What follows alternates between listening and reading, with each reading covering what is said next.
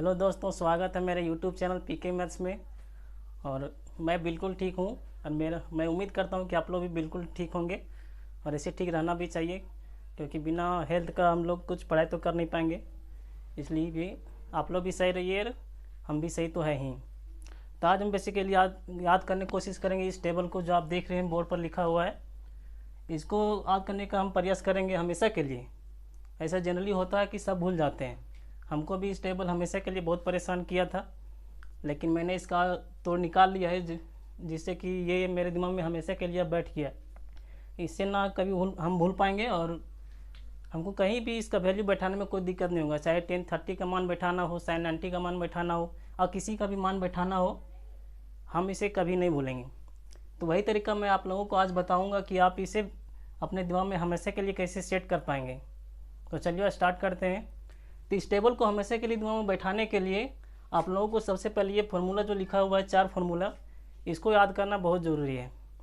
और मैं मानता हूँ कि अगर आप इस टेबल तक पहुँच गए हैं तो इससे होकर ही पहुँचे होंगे, क्योंकि ये ट्रिग्नोमेट्री का सबसे बेसिक फार्मूला है। तो इसको आप पढ़ेंगे उसके बाद ही यहाँ पर आए होंगे।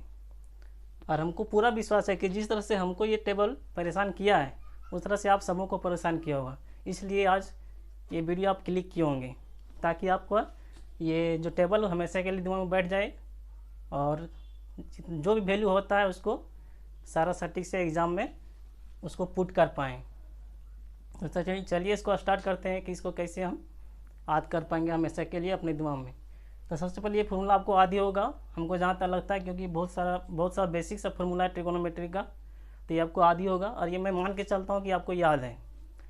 तो इसी की सहायता से हम ये टेबल को याद रखेंगे। ये टेबल को याद रखने का जरूरी नहीं है, बेसिकली याद रखने का जरूरी है ये फार्मूला जो 4 लिखा हुआ है। इसी के माध्यम से हम पूरा रिकॉल कर पाएंगे कि टेबल में कौन सा वैल्यू, मतलब किस डिग्री पर साइन थीटा का वैल्यू क्या होता है, कोस थीटा का वैल्यू क्या होता है, हर एक डिग्री पर इसी की सहायता से हम याद रखेंगे।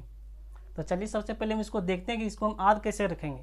जो जो हम कॉन्सेप्ट बताते जाएंगे वही दिमाग में रखना है, इसको याद करके रटना नहीं है। तो चलिए स्टार्ट करते हैं। तो सबसे पहली बात कि हम बोलेंगे साइन थीटा। साइन थीटा के बारे में हम सबसे पहले बोलेंगे कि इसको आप आधी कर लीजिए। जनरली 5 ही कॉलम है तो 5 कॉलम आपको याद करने में दिक्कत नहीं होगा। तो मैं रिकमेंड करूँगा कि सबसे पहले आप साइन थीटा की वैल्यू आधी कर लीजिए। नहीं तो ऐसे भी एक और तरीका इसका होता है जो सब लोग बताते हैं कि 0 1 2 3 4 ये लिख देते हैं, सब में 4 से डिवाइड कर देते हैं और फिर इसके ऊपर रूट चढ़ा देते हैं। तो इससे ये साइन थीटा का सारा वैल्यू आ जाता है। इससे ये हमेशा के लिए सब जितना भी यूट्यूब चैनल में आप देखेगा मैक्सिमम इसी तरीके को अपनाएं। तो मेरा मानना है कि अगर आप साइन थीटा को भी इस तरह से निकालिएगा तो फिर याद क्या कीजिएगा। इसलिए मेरा मानना है कि आप इसका वैल्यू एटलीस्ट कम से कम साइन का तो आधे कर लीजिए। उसके बाद जैसे जैसे आप ये कॉन्सेप्ट को यूज़ करेंगे जो मैं अभी बताने वाला हूँ, तो आपको धीरे धीरे सब फॉर्मूला आधी हो जाएगा। तो इसका हम यूज़ नहीं करेंगे। मेरा मानना है कि आप इस याद कर लीजिए। तो साइन 0 का मान 0 होता है, साइन 30 का मान 1/2, साइन 45 1/√2, साइन 60 √3/2 और साइन 90 1। तो ये आपको याद कर लेना है कि साइन 0 डिग्री का वैल्यू 0, साइन 30 1/2, साइन 45 1/√2, साइन 60 √3/2 और साइन 90 1। इसको अब याद रख लिए। उसके बाद इसी की सहायता से और इनके सहायता से ये पूरा टेबल को हम याद रखेंगे। अब कैसे याद रखेंगे तो चलिए उसको देखते हैं।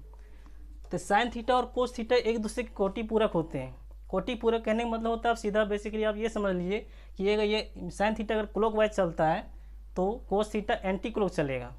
मेरा कहने का मतलब है कि साइन 0 का वैल्यू अगर 0 है तो कोस 90 का वैल्यू 0 होगा। ये उल्टा होगा, ये क्लॉकवाइज जाएगा तो ये एंटी क्लॉकवाइज जाएगा। तो आप साइन 0 का वैल्यू 0 है तो कोस 90 का वैल्यू 0 हो जाएगा। साइन 30 का वैल्यू अगर 1/2 है तो इधर से चलेंगे तो साइन कोस 60 का 1/2 हो जाएगा। साइन 45 का 1/√2 है तो कोस 45 भी 1/√2 ही होगा, क्योंकि दोनों अगर यहाँ इंटरसेक्ट कर रहा है तो कोस 45 का भी 1/√2 होगा। उसके बाद कोस 30 पे आ जाते हैं। तो कोस 30 का मान क्या होगा, वही होगा जो साइन 60 का मान है। तो साइन 60 का मान √3 है तो कोस 30 का भी √3/2 हो जाएगा। कोस 0 डिग्री का वैल्यू वही होगा जो साइन 90 का वैल्यू है, साइन 90 का वैल्यू 1 है, तो कोस 0 का भी 1 होगा। ये मेरा दो रो हो गया, साइन थीटा का और कोस थीटा का। उसके बाद आज ये टेन थीटा में, टेन थीटा में क्या करेंगे, अब टेन थीटा से हम ये जितना है 4 बचे हुए हैं, tan theta, cos theta, sec theta और कोट थीटा, ये चारों का याद करने का ये ला चीज़ हम उपयोग करेंगे, चारों फॉर्मूला का उपयोग करेंगे। कैसे करेंगे, हमको टेन थीटा का हर एक मान चाहिए। टेन थीटा का हर एक मान लिखने के लिए क्या करेंगे, टेन थीटा का मान, टेन थीटा का ये फॉर्मूला जो होता है सबको पता है, sine theta by cos theta होता है। तो इसी का यूज़ करके हम ये टेन थीटा का वैल्यू याद रखेंगे। कैसे याद रखेंगे, अब जैसे कि हमको चाहिए साइन 0 का वैल्यू, साइन 0 का वैल्यू क्या हो जाएगा, साइन 0 का वैल्यू करने के लिए साइन बाय कोस करना पड़ेगा। साइन बाय कोस मतलब साइन 0 का मान और कोस 0 का मान। तो साइन 0 का मान 0 और डिवाइडेड बाय कोस 0, कोस 0 1, तो ये कितना हो जाएगा 0, यानी कि टेन 0 डिग्री का मान 0 होगा। उसी प्रकार साइन टेन 30 का मान निकालेंगे। टेन 30 का मान निकालने के लिए इसी तरह साइन 30 डिवाइडेड बाय कोस 30, तो साइन 30 का वैल्यू 1/2 डिवाइडेड बाय 1/√3/2, 1/2 और √3/2, ये दो तो कैंसिल हो जाएगा, बचेगा 1/√3। तो टेन थीटा का वैल्यू क्या, टेन 30 डिग्री का वैल्यू क्या हो जाएगा 1/√3।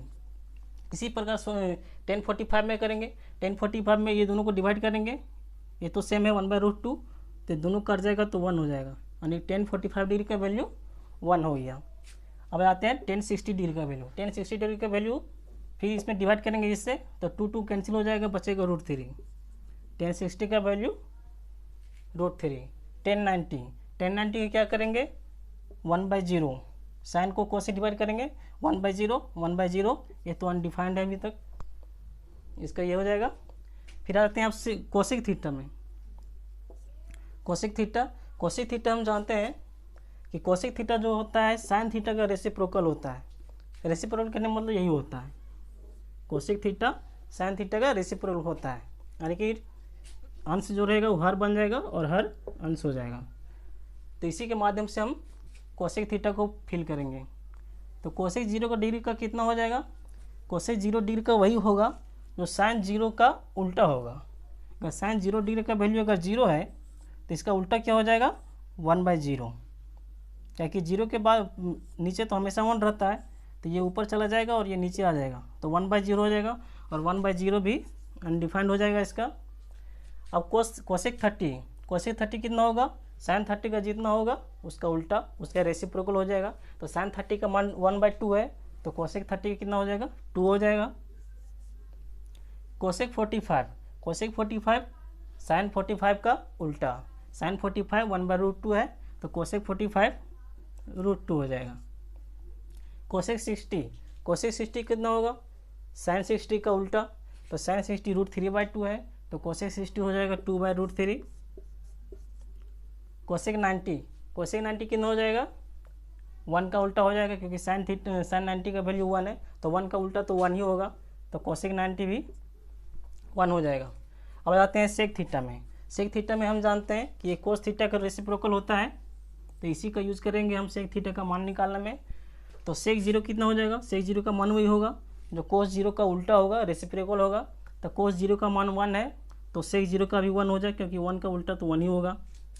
अब सेक 30 कितना होगा, कोसेक 30 का उल्टा, सॉरी कोस 30 डिग्री का उल्टा हो जाएगा, कोस 30 डिग्री का √3/2 है, तो सेक 30 कितना हो जाएगा 2/√3। अब सेक 45 कोस 45 का उल्टा, कोस 45 का 1/√2 है, तो सेक 45 √2 हो जाएगा। अब सेक 60 वही होगा जो कोस 60 का उल्टा होगा, रेसिप्रोकल होगा, तो कोस 60 1/2 है, तो सेक 60 कितना हो जाएगा 2 हो जाएगा। सेक 90 कोस 90 का उल्टा, तो कोस 90 0 है, तो इसका उल्टा क्या हो जाएगा 1/0 हो जाएगा, तो ये भी अनडिफाइंड हो जाएगा 1/0। और लास्ट कोट थीटा में हम इसका यूज़ करेंगे, cot theta equal to cos theta by sine theta होता है। ऐसे हम इसका भी यूज़ कर सकते हैं 1/tan थीटा, क्योंकि ये tan थीटा का रेसिप्रोकल होता है। लेकिन इसको करने के लिए सबसे पहले tan थीटा का वैल्यू याद रखना पड़ेगा, लेकिन हमको tan थीटा का याद ही नहीं रखना है, सिर्फ साइन थीटा का याद रखना है। तो हम इसका यूज इसमें नहीं करेंगे, इसी का यूज़ करेंगे, कोस थीटा बाय साइन थीटा। तो कोट थीटा के लिए कोस बाय साइन करेंगे, तो कोस बाय साइन करने के लिए कोट जीरो का कितना हो जाएगा, cos zero divided by sin zero. Cos zero 1 और डिवाइडेड बाय जीरो, 1/0 अनडिफाइंड। और cot 30 degree, cos 30 degree divided by sin 30 degree. तो cot 30 degree cos 30 degree √3/2 divided by 1/2। तो डिवाइड करेंगे कितना होगा, √3 हो जाएगा। फिर आ जाते हैं कोट 45, कोट 45 में दोनों सेम है, तो दोनों सेम है तो 1 हो जाएगा, इसका दोनों कट जाएगा। कोट 60 में डिवाइड करेंगे किससे, कोस में डिवाइड करेंगे साइन से। तो कोस है 1/2 और साइन है √3/2, डिवाइड करेंगे तो 2 कट जाएगा, तो बचेगा 1/√3। फिर लास्ट कोट 90 कितना हो जाएगा, कोस 90 डिवाइड बाय साइन 90। तो कोस 90 0 है और साइन 90 1 है, तो 0/1 कितना हो जाएगा, 0। तो इस तरीके से हमको याद रखना है। पूरा टेबल को अगर हम याद रखने की कोशिश करें तो कन्फ्यूजन बहुत हो जाएगा, और ख़ास करके एग्ज़ाम में, क्योंकि इसमें सारा अलग अलग वैल्यू नहीं है, एक ही वैल्यू उलट पलट हो जाता है। जैसे आप देखिए कि tan 30 का वैल्यू 1/√3 है, तो यही वैल्यू यहाँ पे है कोट 60, और इसमें 1/√3 है, तो इसमें सिर्फ √3 है। तो एक ही वैल्यू इधर उधर होता है, इसीलिए कन्फ्यूजन होता है। अगर अलग अलग रहता तो कन्फ्यूजन नहीं होता, और इसीलिए हमको याद रखने में भी दिक्कत होता है। बैठाना चाहते हैं tan 30 का तो निकल जाए, मतलब बैठा देते हैं कोट 30 का, जो गलत हो जाता है। तो याद रखने की कोशिश करेंगे तो हम भूल ही जाएंगे। इसलिए सबसे ज़रूरी है कि जब तक पूरा ना याद हो जाए तब तक हम इसका यूज़ करें, ये चारों फॉर्मूला का यूज़ करें। और क्वेश्चन जब हम बनाएंगे तब इसी का यूज़ करके बनाएंगे। जैसे कि हमको चाहिए, बाय द वे क्वेश्चन बनाते बनाते आगे कि हमको sin 30 का मान चाहिए, sin 30 का मान तो याद रहेगा। बाय द वे tan 60 का मान चाहिए, तो tan 60 का मान हम कैसे रिकॉल करेंगे, tan 60 का वैल्यू हमको याद नहीं रखना है। जबकि tan 60 को हम सबसे पहले जानेंगे, tan थीटा जो होता है sin theta by cos theta होता है, तो sin 60 डिवाइडेड बाय कोस 60 कर देंगे, उससे मेरा वैल्यू निकल जाएगा कि tan 60 कितना होता है। तो sin 60 का होता है √3/2 और कोस 60 का होता है 1/2, तो डिवाइड करेंगे तो कितना हो जाएगा, √3। तो इस तरह से इसका वैल्यू तुरंत रिकॉल हो जाएगा मेरा √3। और जब तक हमको मतलब बनाते बनाते आदि हो जाएगा, लेकिन जब तक नहीं याद होता है तब तक हम इसी का यूज़ करेंगे। और अगर सबसे पहले अगर इसको छोड़ करके सीधा टेबल को याद करते हैं तो हमेशा भूल जाइएगा, क्योंकि मैंने भी बहुत बार इसे याद करने की कोशिश किया, लेकिन जब भी वैल्यू पुट करने का टाइम आता था तो भूल जाते थे। इसलिए मैं यही रिकमेंड करूँगा आपसे, और बोलना चाहूँगा कि आप भी मेरी तरह सबसे पहले इस कॉन्सेप्ट पर ध्यान दीजिए कि किसका वैल्यू कितना आएगा। हालांकि 2-3 सेकंड ज़्यादा लगेगा, लेकिन जो भी आएगा एक्यूरेट आएगा। और इसी तरह से अगर क्वेश्चन बनाते बनाते ट्रिगोनोमेट्री का आदत हो जाएगा आपका, तो धीरे धीरे आप सीधे ये वैल्यू रिकॉल कर पाएंगे। फिर इसके बाद फिर इनका जरूरी पड़ेगा नहीं, जो फार्मूला हमने लिखा हुआ था 4 गो। तो इसी तरह से इसको हम इसी कॉन्सेप्ट से याद रखने की कोशिश करेंगे फिलहाल। और आप देखेंगे कुछ दिन जब हम यूज़ करेंगे, इसको आप यूज़ कीजिएगा तो धीरे धीरे आपका इसमें पकड़ हो जाएगा और सीधा टेबल पूरा याद हो जाएगा। मुझे भी नहीं याद है, मुझे भी सिर्फ साइन कोस और tan का ही याद हुआ है, बाकी बात हम याद रखने की कोशिश भी नहीं करते हैं, क्योंकि हमको पता है कि इसका वैल्यू इतना है तो इसका वैल्यू कितना आएगा, इसके वजह से वैल्यू ये फार्मूला की वजह से। तो आपको याद करने की कोशिश नहीं करना है, ये कॉन्सेप्ट लगाने की कोशिश करना है। जब भी आप क्वेश्चन बनाइएगा तो इसी कॉन्सेप्ट का यूज़ कीजिएगा, किसी का भी वैल्यू पुट करना हो। अब cos 60 का वैल्यू हमको बाय द वे किसी क्वेश्चन में आ गया, cos 60 का वैल्यू कैसे पुट करेंगे। हमको पता है कि cos 60 जो होता है sin 60 का उल्टा चलता है, तो sin 60 का होता है √3/2 और sin 30 का होता है 1/2। तो sin 30 का जो होगा वही cos 60 का होगा, यानी कि sin 30 का 1/2 होता है तो cos 60 का भी √1/2 होगा। तो इस तरह से हम रिकॉल करेंगे, और धीरे धीरे आदत जब बन जाएगा तो हमको पूरा टेबल याद हो जाएगा। तो यही था आज का कॉन्सेप्ट, इसे याद रखने का। उम्मीद है आपको पसंद आया होगा। तो इसी तरह से आगे क्लास भी लेंगे। ये तो ट्रिगोनोमेट्री को हुआ, और भी बहुत सारे कैलकुलेशन पार होते हैं हमारे मैथमेटिक्स में, जो करना ज़रूरी होता है, नहीं तो टाइम से क्वेश्चन बन नहीं पाता है एग्ज़ाम में। इसलिए इसी तरह का मैं क्लास लेते आऊँगा। अगर आपको अच्छा लगा होगा तो लाइक कर दीजिएगा, सब्सक्राइब कर दीजिएगा, और नहीं अच्छा लगा होगा तो डिसलाइक भी कर सकते हैं। तो आज के लिए इतना ही, फिर नेक्स्ट क्लास में आपके पास आऊँगा और कुछ नए ट्रिक के साथ। तब तक के लिए बाय, जय हिंद।